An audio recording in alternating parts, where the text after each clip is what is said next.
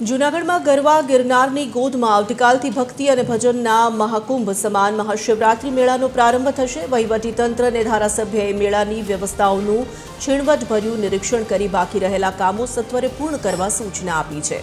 આવતીકાલે સવારે પરંપરાગત રીતે સાધુ સંતોના હસ્તે ભવનાથ મંદિરે ધ્વજારોહણ કરવામાં આવશે અને ત્યારબાદ પવિત્ર ધૂણા પ્રજ્વલિત થશે।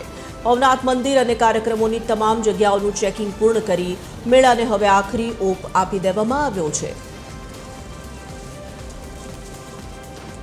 કે આ વખતે તંત્ર દ્વારા અને સરકાર દ્વારા અલગ અલગ વ્યવસ્થાઓ ઊભી કરવામાં આવી છે।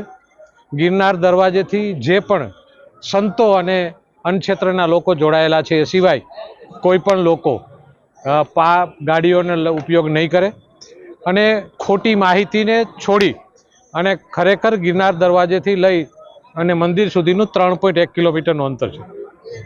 આપણે પરિક્રમા પણ 36 કિલોમીટર કરી છે। આપણે કુંભ મેળામાં જાય છીએ ત્યારે પણ ઘણા ચાલી છીએ। એટલે રસ્તામાં પાણીની વ્યવસ્થા, ચા પાણીની વ્યવસ્થા, બધી વ્યવસ્થાઓ કરવામાં આવી છે। આવતીકાલથી મહાશિવરાત્રી મેળાનો રંગારંગ પ્રારંભ જૂનાગઢમાં ગિરનારની ગોદમાં થવા જઈ રહ્યો છે। ત્યારે રાજ્ય સરકારના માર્ગદર્શનમાં જિલ્લા વહીવટીતંત્ર મેળાની તૈયારીઓને આખરી ઓપ આપવા જઈ રહ્યું છે। મેળાની તમામ તૈયારીઓ પૂર્ણ થવાના આરે છે। સાંજ સુધીમાં સમગ્ર મેળો છે એ સંપૂર્ણ રીતે કાર્યરત થઈ જશે।